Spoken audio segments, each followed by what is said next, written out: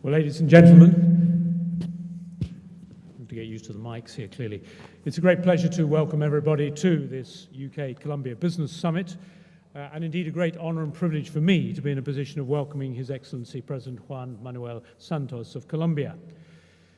President Santos actually knows this country very well, and I know that he arrived on Saturday, which at least means he had one lovely day of weather yesterday, even if we've arranged a rather typical November day for him today.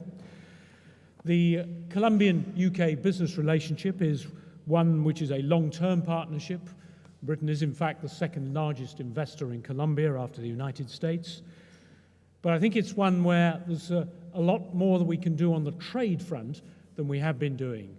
We are the 8th largest trade partner of Colombia, and although the last number of months has shown trade growing rapidly, it's very plain that we've some ground to make up as traders with that great country.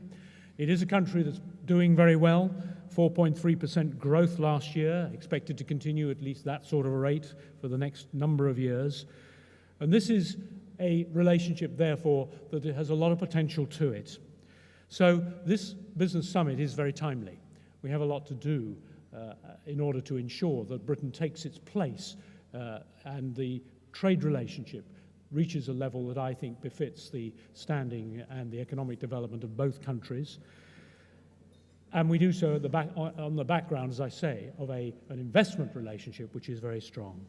But look, that's enough from me for the moment. I'm coming back to the podium a little later. For the moment, it's my great honor and privilege simply to welcome the President of Colombia.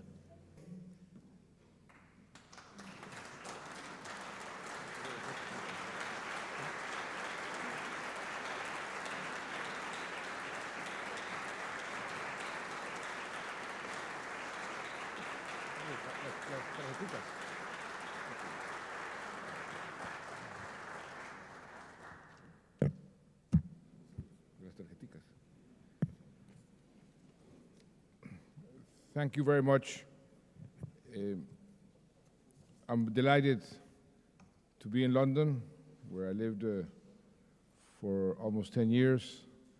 Delighted to be in the city, and delighted that this is my first meeting as President of the Republic of Colombia in Great Britain.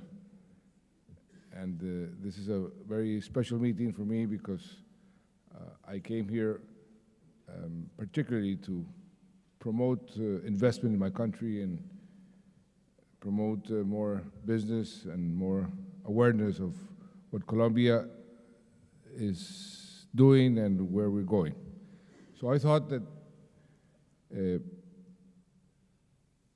I would speak for about 25 minutes and then be very practical and open the meeting for questions and answers. I always think that a dialogue is much more enriching than a monologue. So let me address you for about 25 minutes, and then we'll open the forum for questions. Again, thank you very much for this invitation and for this opportunity. Colombia is going through a very interesting moment in its history. As you know, last year we completed 200 years of independence. And we celebrated this bicentenary with a series of circumstances that are very interesting for investors all around the world, and I think for particularly British investors. After many years of violence and of concentrating our efforts in fighting drugs, violation of human rights, and every bad thing that you could imagine that was happening in Colombia, and that was not a fantasy, it was a reality, we managed to change the situation dramatically. We concentrated on recuperating something that the Romans said when they invented the Republic: you must have security, otherwise the rest of the laws will not be able to function. And this is something that my predecessor, President Uribe, understood very well. And so the country as a whole concentrated in recuperating our security in order to have that as a basis to start thinking about other matters. And that's what we're doing at this very moment. We have advanced very much in recuperating our security. I'll just give you one simple fact, a number that will show you how things have changed in Colombia. 10 years ago, out of 1,100 municipalities, 400 mayors were not able to perform their duties from their respective municipality because of security problems. Today, every single mayor is in its respective town performing normally his duties as mayor in every single municipality of Colombia. So this is just an example of the many I could mention of how things have changed. Now, we're not paradise yet. We still have problems. The paramilitaries have demobilized. The FARC are defeated politically. 96, 97% of the population reject them. They're weakened militarily, not defeated yet, but we've been pushing them more and more towards very remote areas. They have, as all groups that feel weak, they started doing pure terrorism, but we are persevering there. And as you know, as you probably saw in the news, we made the biggest blow, we gave them the biggest hit in their history by knocking down their leader about 2 weeks ago. Well, this situation has allowed us to concentrate on the important things, on development, on the economics, on the social progress for Colombia, and that's why we put in place a very coherent development plan. Probably the first time in our history where the development plan is not simply a sum of the different plans of each ministry. We sat down and we wanted to put in place a very coherent plan that had everything related to every other thing. What is happening in the Ministry of Communications in terms of technology has to do with education. What is happening in education has to do with health. What is happening in health has to do with housing. So it's a very coherent plan that was approved by Congress. And we, since the first day, thought that the governability was the key to success, the ability to govern. That's why after I won the elections, I called for a government of national unity. I didn't call for this government of national unity to win the elections. I called for a government of national unity to govern, to be able to have governability. And this call was responded positively by most of the parties, almost all of them, except one. And that has given us a tremendous basis, a very important basis from where to do our reforms and project all our policies. And in the last 15, 16 months, the amount of reforms and constitutional reforms and new laws that we have been able to approve in Congress have no precedent in our recent history. Major reforms that were being thought by many people for many, many years became reality in the last 14, 15 months. And that has allowed us to then move forward on a very ambitious and audacious social project, social policies. And that's what we're putting in place at this moment. A very coherent economic policy complemented with a very ambitious social policy. Both go together. We understand very well how important it is to have economic growth, but at the same time have social progress. So the plan, the national plan, has all these elements in place, and we are monitoring every single indicator in the plan so the plan moves forward. And the plan has started to give very important results. For example, unemployment. Unemployment has been one of the headaches of our economy for many, many years, as was inflation 10 years ago. 10 years ago, I was Minister of Finance, and I sat down with the board of the central bank and said, listen, inflation is the most regressive of all taxes, because inflation makes the rich richer and the poor poorer.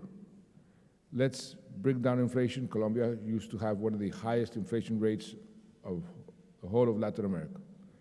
And we put in place something called, many of you know what this means, the inflation objective policy in the central bank, to start bringing inflation to 1 digit. At that time was around 22, 23%.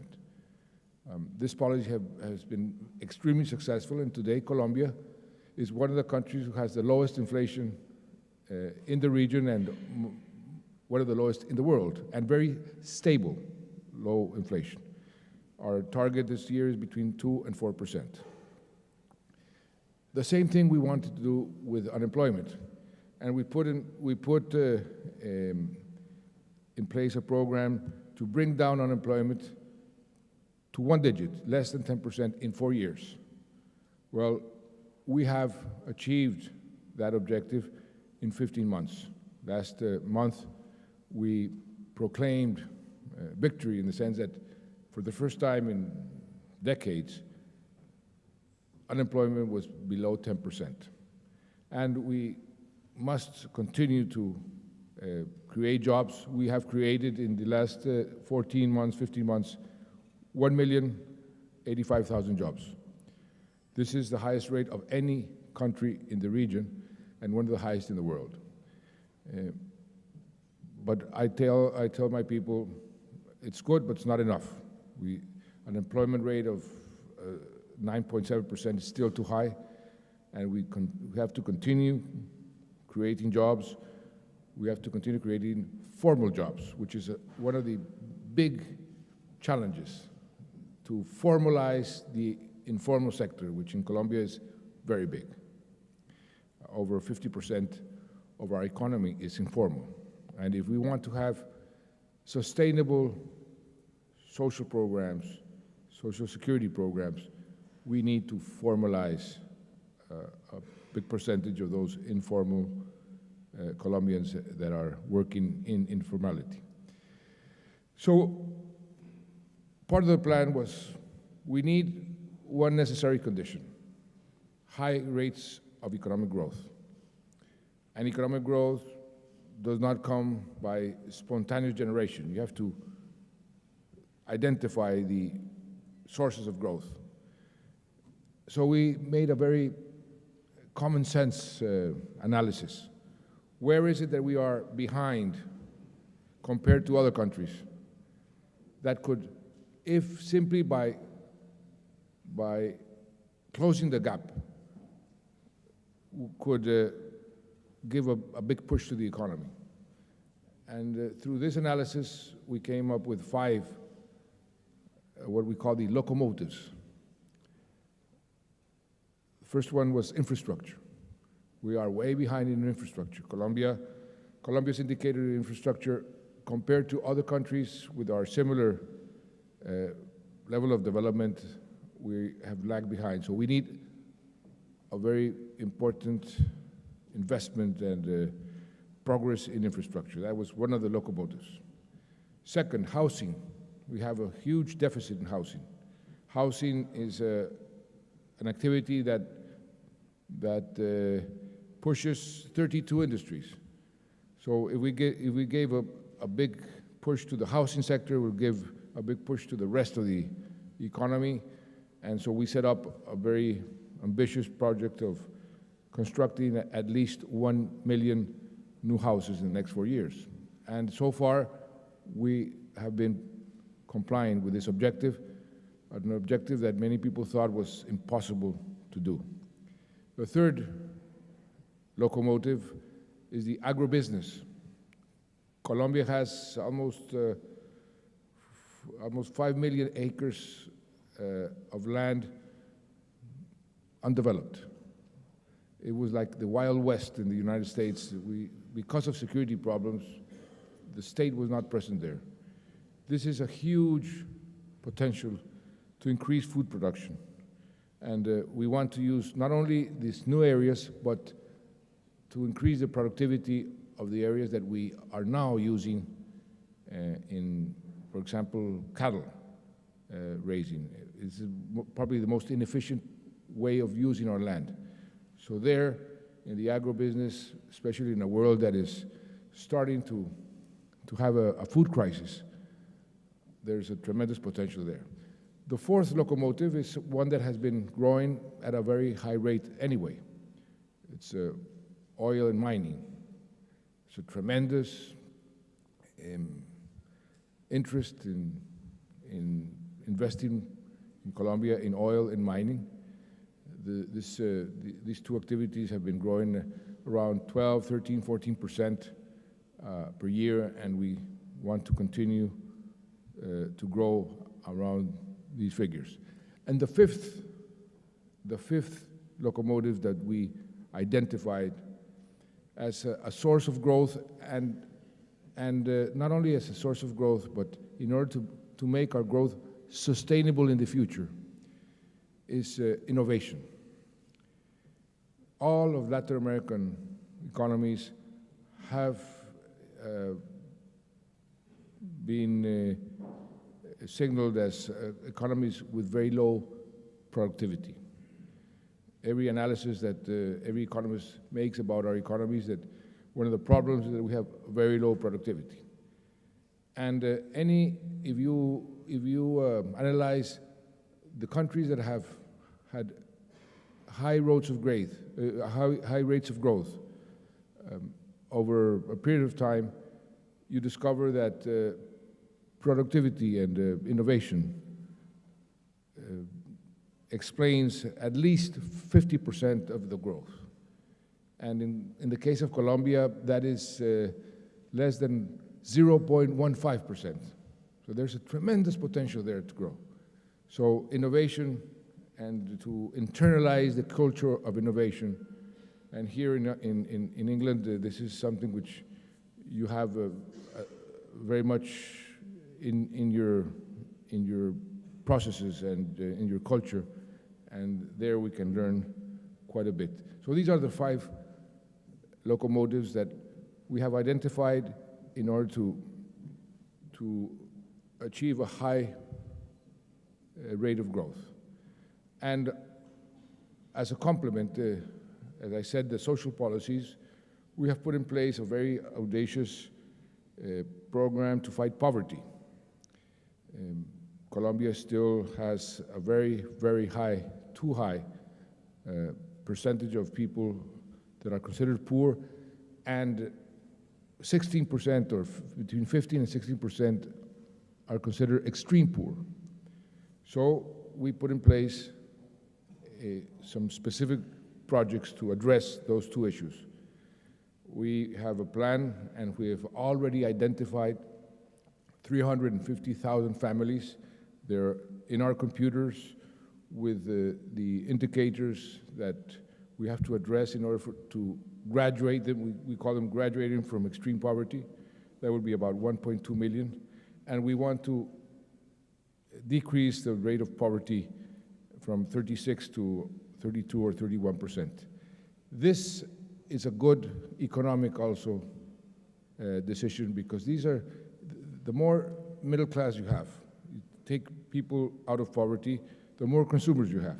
So you have a source of growth there, which is extremely important. And this is one of the big assets that not only Colombia, but Latin America has compared to many places in the world. We have a young population and a population that is increasing in its purchasing power. The marginal increase from poverty to middle class is something that for any company, as I discussed with as a matter of fact, with the Unilever chairman who was in Colombia some months ago, and he was making a big investment, he said, I see that you plan to take many people out of poverty. This is an ideal place for me to be, because I can sell my products to these people who are going to have purchasing power. And as I was saying, the indicators so far have been extremely positive. Not only the unemployment, growth, we will grow this year at, I would say, at least 5.5%. The growth figures of the third quarter, what they tell me should be around 6.7%, which is a very interesting and high rate of growth. And the important thing is that it's sustainable. We're not creating bubbles. We're not overheating the economy. On the contrary, one of the things we have done is to have a very responsible macroeconomic policy.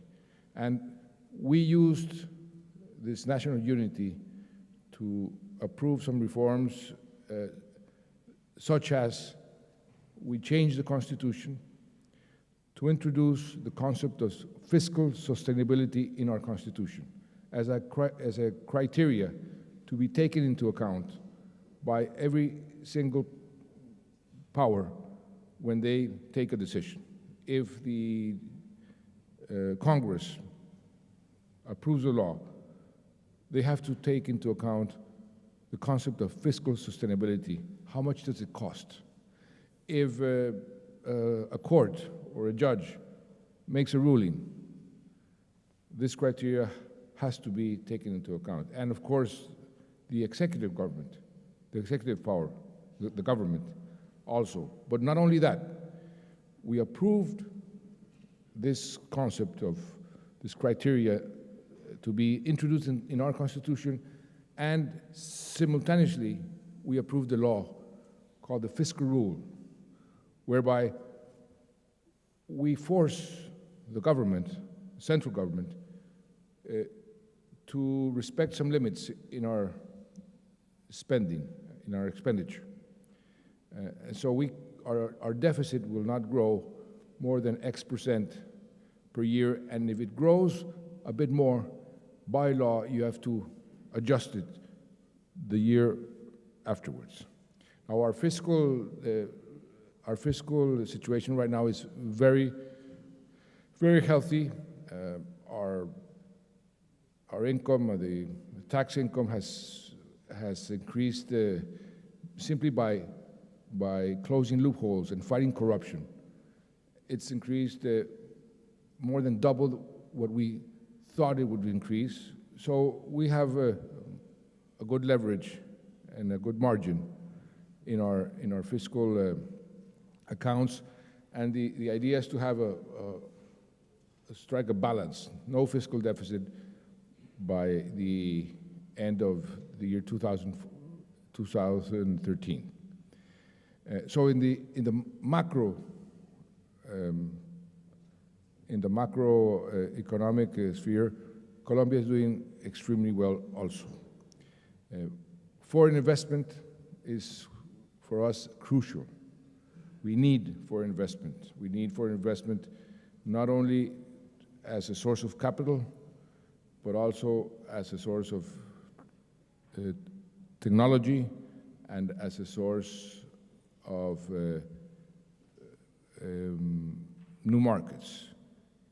We have a very aggressive commercial policy, negotiating free trade agreements with many countries. As you probably read, the free trade agreement with the US was finally approved in Congress.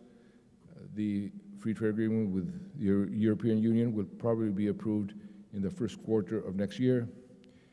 We have free trade agreements with many countries in our region, and we're negotiating with Korea, with Japan, and other countries that we are trying to establish a bilateral, like I just came from Turkey. It's a coincidence the Turkish president is also in London in a state visit. I'm here in an official visit. We were together last Friday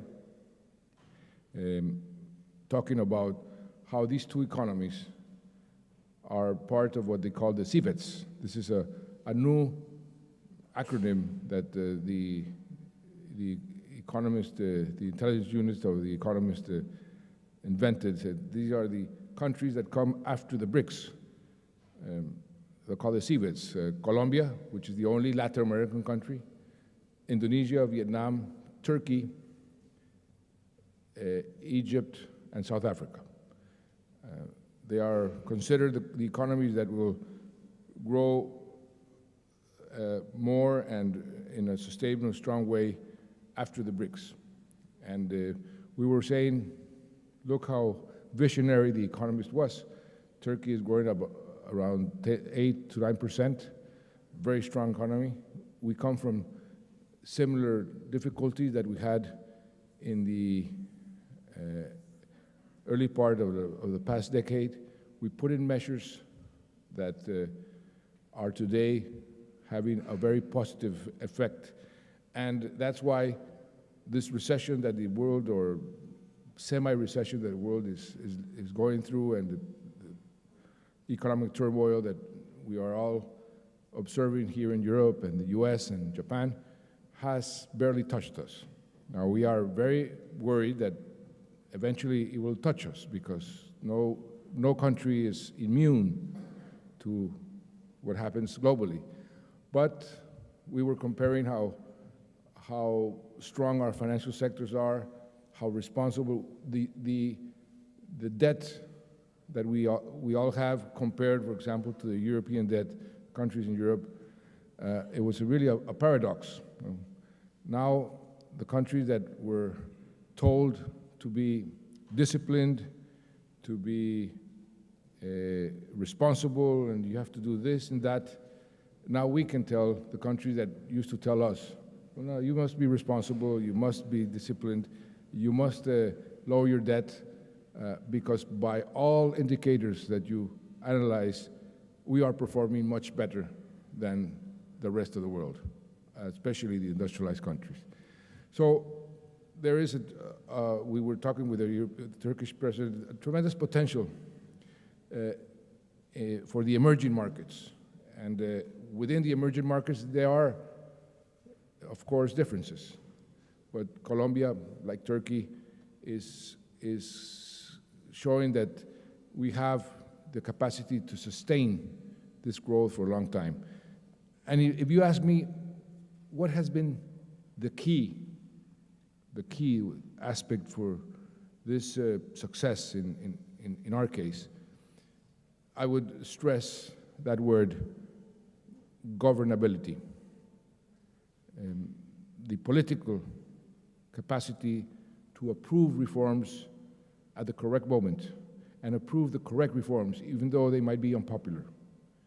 This is an asset that is extremely important in today's world.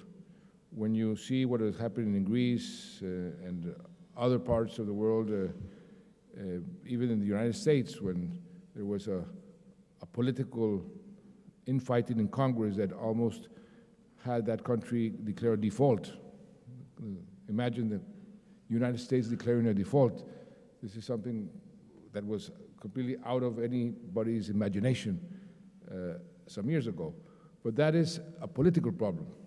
And that is something that in Colombia, fortunately, so far, and nothing is guaranteed and is permanent, but we have managed to have in a very effective way. I sometimes feel embarrassed when the Turkish president said, "How many people? What percentage of the Congress do you have?" And I say, "I'm sorry to say, but I only have 92%." And he said, "This is a big asset that you have to cherish every day, because that is what allows you to take the correct decisions." And another asset that we have in the case of Colombia is the optimism of the people. You go to Colombia and you feel a country that has optimism and that thinks that their children are going to have a better life than them. And so they work for that. And there's enthusiasm in innovating and in building new businesses, new enterprises. And that's a very important asset to have in today's world. If you ask around the European Union or the United States or Japan, the same question: do you think your children will have a better future? The majority say no. And I say optimism is like the sun to the plants, makes them grow. And where there's no optimism, there's no sun, there's no growth. And this is another thing that I cherish very much, and I try to stimulate every day in the Colombian atmosphere.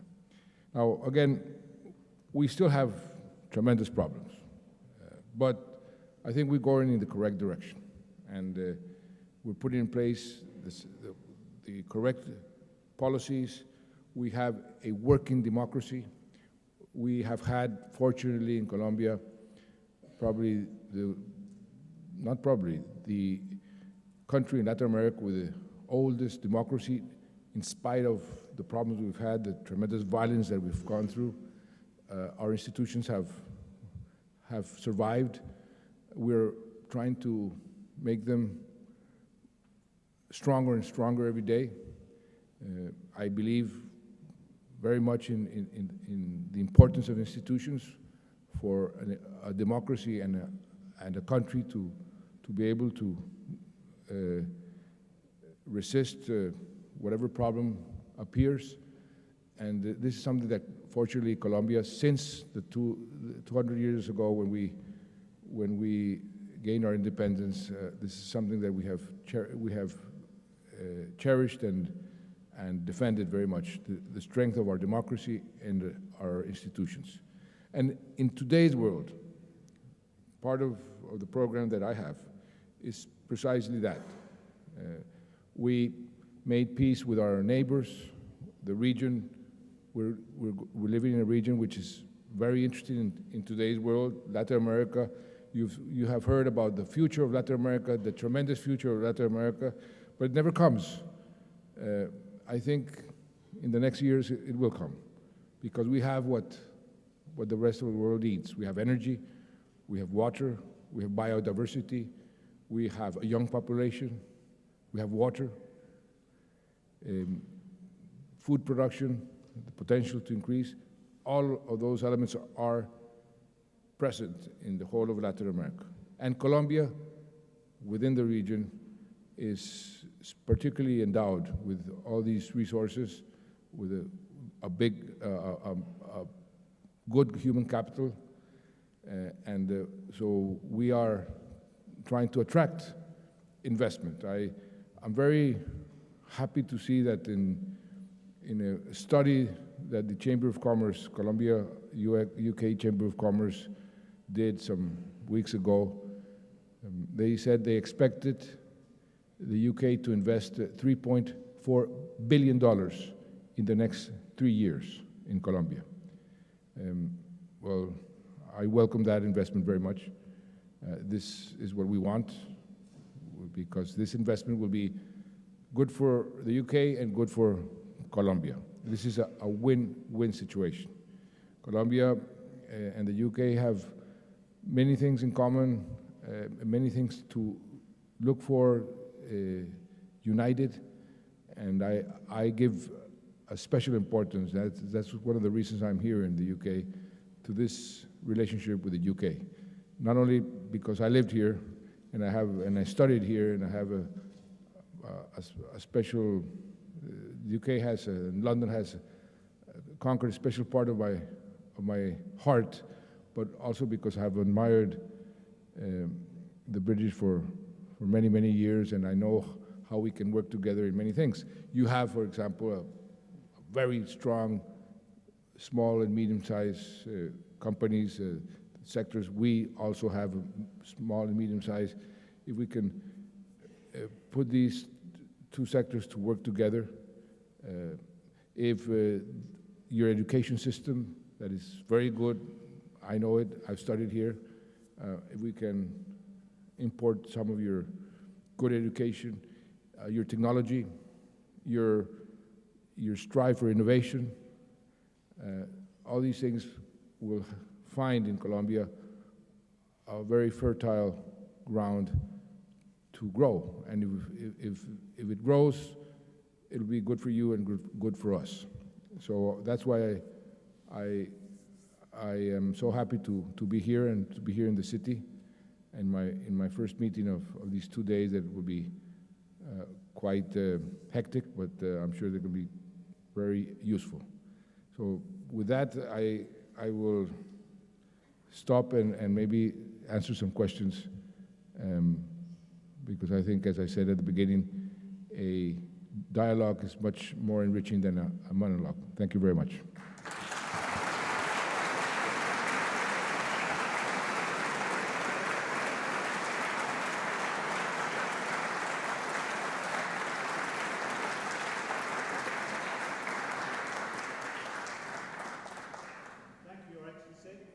Very happy to take a few questions. We'll probably take 2 or 3 at a time, and then you can answer them together.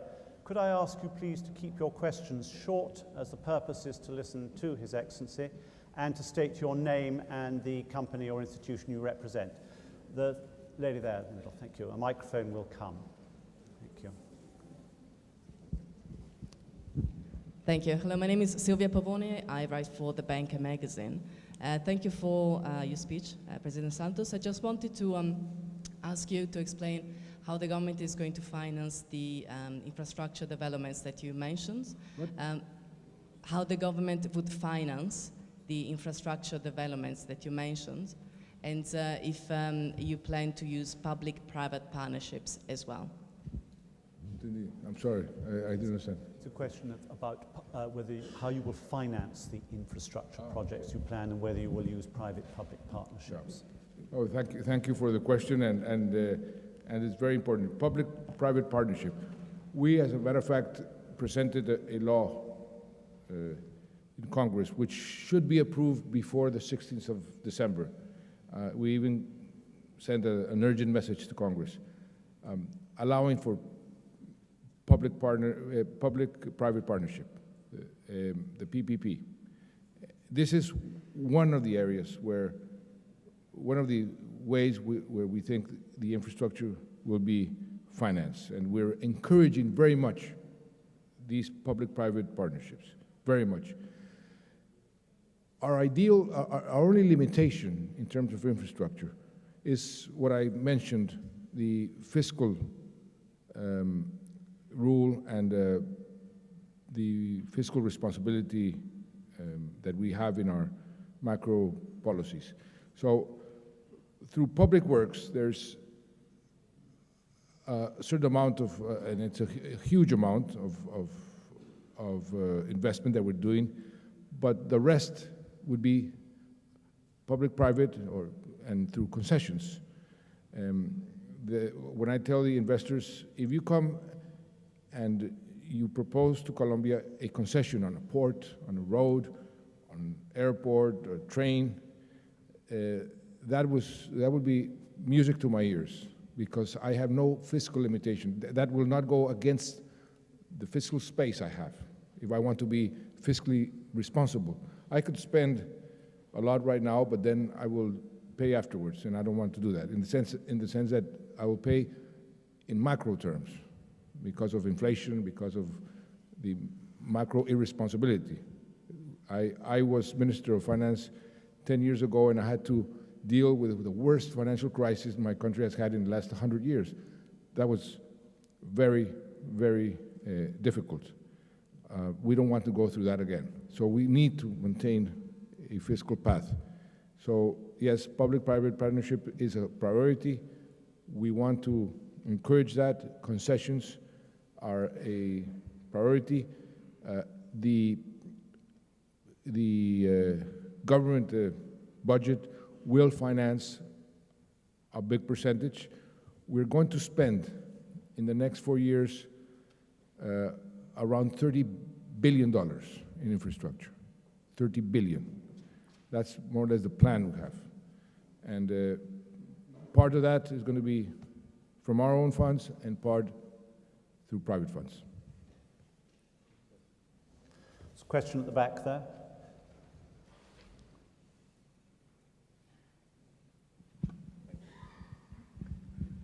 President Santos, very great honor to have you here in London. We've been very enthusiastic and active investors in Colombia for 3 years now because we believe it's one of the most exciting and misunderstood places in which to currently invest. We're particularly interested in projects where there will be some benefit from infrastructure, and we believe this is vital to enable Colombia's industry to be competitive with its neighbors who have much less challenging geography. It's possible to transport 240 times more cargo on a boat than in a truck and travel 18 times further on 1 gallon of fuel. We're promoting a substantial free trade zone on the Canal del Dique near Cartagena, which should promote this important trend in fluvial transport. Please could I ask you when you expect the desedimentation works to start on these important waterways, which are important initiatives to allow better navigation? Thank you. Simeon Anderson of Clifton Securities. Can we take another question? There's another one, I think, just in front of you there. Yeah. Mr. President, my name is Eduardo de Amador from GFI Group. My question is regarding renewable technology. Are there any plans for the government in order to introduce renewable technology in the country?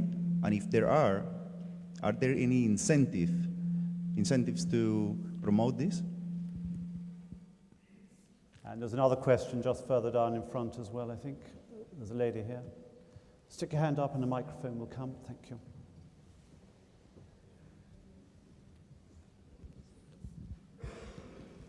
My name is Claudia Ortiz Fonseca from Ortiz Fonseca Abogados.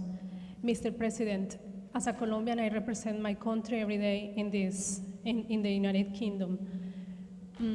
Unfortunately, in this country and in Europe, we are still fighting against comments from people saying, oh, Colombia, we know Colombia because of the drug traffic and violence. My question is, what is the government doing specifically to change our image internationally? Thank you. Thank you very much. President, that gives you an array of questions to answer, from mud through technology to image. Okay. First question about the Canal del Dique and your comments on infrastructure. I agree with you 100%. We have some structural problems with our infrastructure. For example, the oil that we're producing in the middle of the country, and it's growing at a very fast rate. I could almost bet right now that another objective that we had for the end of my term will be accomplished before the end of the year, which is 1 million barrels per day of production in oil. The problem with that oil is the expense to take it out. It's cost more to transport it than to produce it, and we need tremendous investment in infrastructure, in how do you say, oleoducto, pipeline, and we're looking for that. The river Magdalena, we're going to put the river in a bid for a concession for somebody to operate it, and the cost of the transport there will come down tremendously. The Canal del Dique is a project that is already in, they're structuring it, and it will be put also on a bid to see how we can redo or remodel the Canal del Dique as a complement to what we're doing in the Rio Magdalena. So I hopefully in less than 6 months, this project will be completely structured and we will put it out in a bid. On the new technologies and the renewable technologies, yes, we are promoting new technologies, and we're promoting very much investment in research and technology. As a matter of fact, one of the reforms that we have approved in Congress has to do with something very important, which is the distribution of the royalties.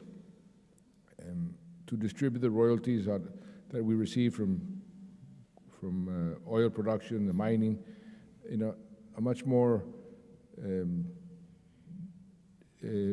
equitable way. The way that we had distributed so far was very inequitable, and so we made a major reform.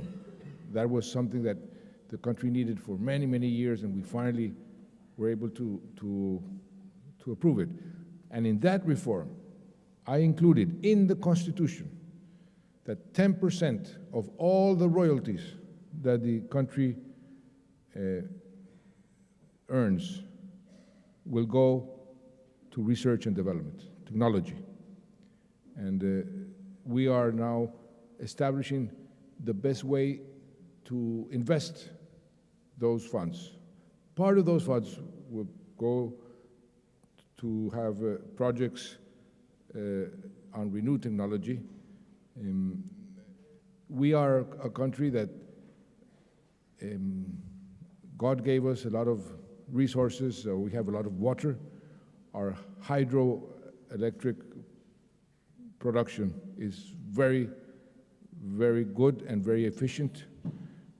We are going to become exporters. We are now already exporters of electricity, and last week we signed a deal to go and connect Colombia all the way down to Chile, and we're going up the way up to through Central America up to Mexico. You probably don't know that Colombia is the third largest country in the world in terms of water resources. For those of you who fly around Colombia, you will be amazed at how many rivers we have. We have to protect that, but we have to also use that. And so in that respect, the new technologies that we are promoting also, for example, in the biofuels, we have special subsidies, and the production of biofuels is increasing. We are number 2 after Brazil. We have a place in the north of Colombia where the eolic technology is supposedly ideal. There are some projects that are being invested there. So yes, we are trying to also promote renewed technologies in the energy sector. And what are we doing to change our image? I'm here. I'm trying to sell my country the good aspects. Fortunately, we have now a foreign policy that where drugs and I know what you mean. Still, people say Colombia because for 30, 40 years we have been fighting that. It's not an image; it was a reality. But we have a new reality. I've noticed that the best way to change the perception is for people to go there. And so I invite all of you to please go to Colombia and see by yourselves what a marvelous country we have now. Our murder rate is down 56%. Our kidnap rate is now down 95%. I must say it's safer to go walking in the street of Bogota than Washington or Atlanta. And this is a different country. But it's difficult sometimes to change a perception that has been fed for 30, 40 years, because we have had 30 or 40 years of violence, of cover stories in the magazines as the champion of kidnapping, the champion of human rights violations, the champion of murder, the champion of drug trafficking. We still have problems. I don't want to say that Colombia is heaven, is paradise, but these problems are now marginal. And that allows me to go this afternoon or and have lunch with the Prime Minister and talk about other things other than drugs and violation of human rights. I think this is something that we have to insist, and slowly but surely people will change their perception, and they're changing. It's incredible how foreign investment is pouring in because people have realized that Colombia is going through a new reality. We are the country in Latin America where the foreign investment has increased most of any country in Latin America. And this is a reflection of this new reality. And much of it is British. Thank you, Your Excellency. I know you've got to move on. Thank you very much for starting your official visit here with business, and I know that your last formal engagement is back in the city tomorrow as well, so that bookends very nicely your visit. Thank you very much indeed, Your Excellency.